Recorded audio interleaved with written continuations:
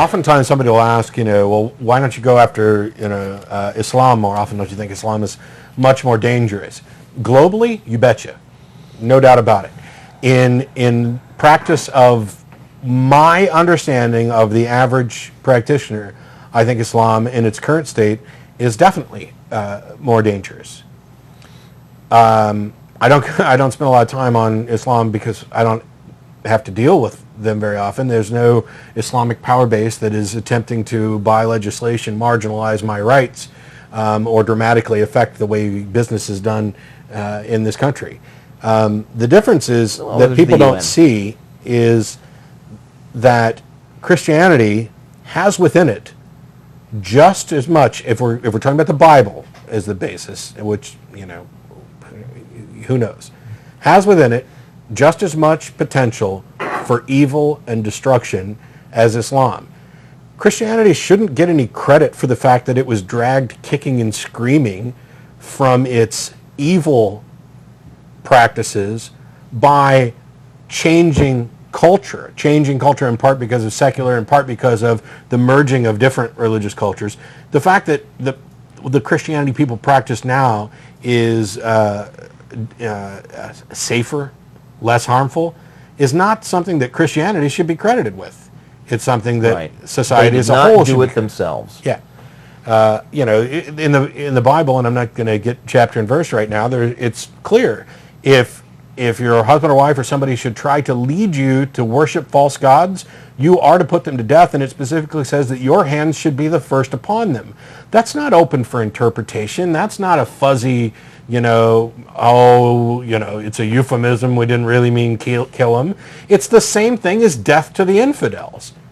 It's just translated slightly differently, and nobody pays any attention to it or puts it in practice. But the potential is still there. And in the right hands, the right influential people can grab hold of a congregation, and by gradually feeding them more and more authoritative bullshit, can lead them to the point where they can commit atrocities.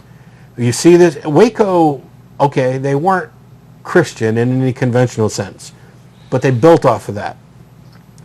Jim Jones built off of that. And I'm sorry to all you Christians who are going to get pissed off about this. I'm not making any claim about him. Hitler built off of that. And by the way, funded by the Catholic Church. The potential is still there. And I, despite the fact that I'm not accosted or pained by Christians on a regular basis, and I have plenty of them that are friends and family that I love, who would never go down that route, who could never be led that far astray. They have built their own custom Christianity that is safe and largely protected from that. The potential is still there, and that is why I'm never going to quit what I'm doing. And to those Christians who would maybe complain that, Matt is admitting it's just sort of a lunatic fringe within Christianity who take things too far, and that's about the same thing as admitting that you're making a slippery slope argument. My response to that is, who do you think is going to keep people from sliding down that slope? Yeah. It's not. Slippery slope isn't always a fallacy. There's not that much. I grew up in a moderate Christian family, and there was nothing in my Christian upbringing that really put any brakes on the danger of sliding down that slope. The only people I ever met who make an effort to prevent Christians from sliding down that slope are atheists. Yeah. We perform an important service, even just keeping Christians from going too nuts. Yeah, and I freely admit that the problem is in the fringe, but the problems that we have to actually actively have to deal with are in the fringe. And it's a fringe. But the problem, the big problem, is one of truth. Right.